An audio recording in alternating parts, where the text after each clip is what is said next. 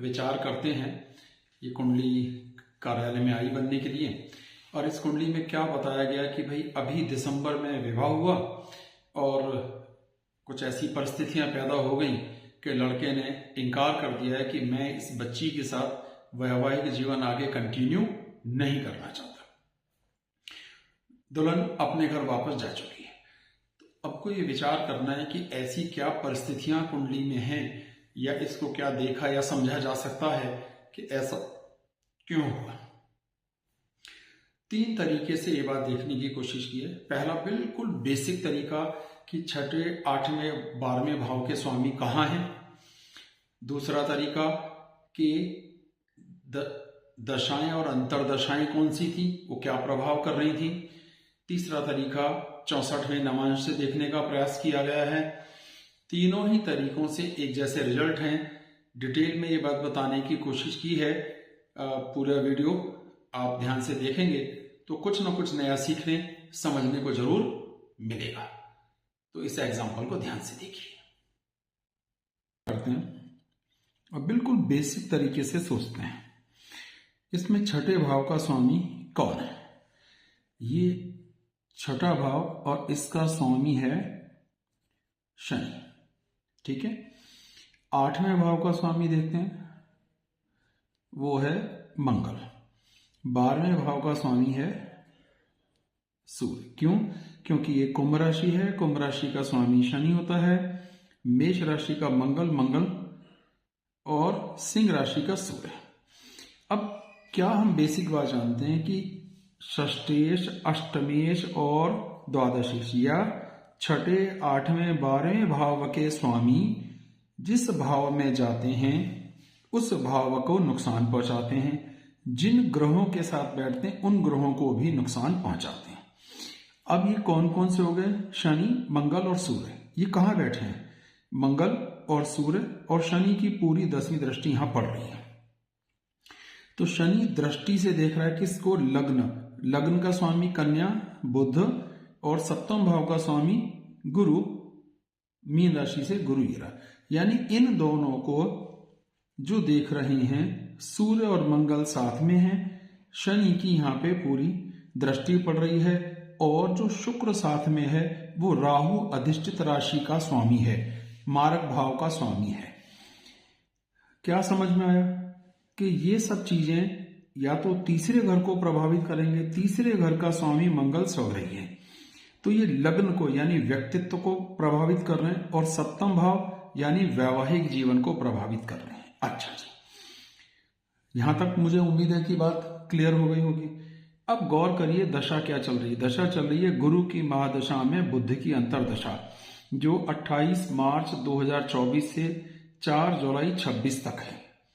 और गहरे जाते हैं तो गुरु की महादशा में बुध की अंतरदशा में गुरु की प्रत्यंतर दशा चल रही है 6 नवंबर 25 से 25 फरवरी 26 तक।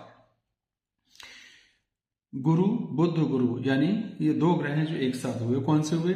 लग्न और 7म का स्वामी गुरु और बुध, जो राहु अधिष्ठित राशि के स्वामी से पीड़ित है, द्वादशेश से पीड़ित है, अष्टमी से पीड़ित है और षष्ठेश की इस पे पूर्ण दृष्टि है। यानी 4 ग्रहों का प्रभाव आ रहा है।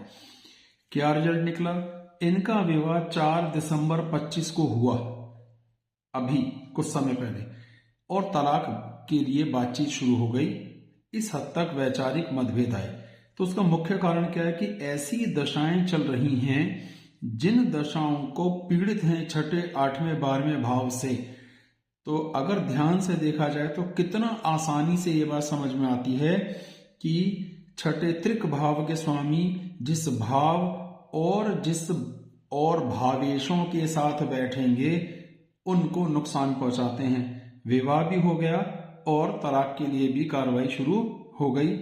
लड़की अपने घर जा चुकी है। इसी कुंडली को एक और तरीके से देखते हैं। अब ये है 64वें नामांश का दृष्टिकोण। हम जानते हैं कि ये जो लग्न है, नवंश कुंडली में लग्न से जो 4थे भाव में होता है ग्रह, वो 64वां नवंश का स्वामी बनता है, यानी शुक्र। 2 नंबर है तो शुक्र। ये हो गया जी शुक्र। और सप्तम भाव, तो सप्तम भाव से चौथा वृश्चिक राशि यानी मंगल।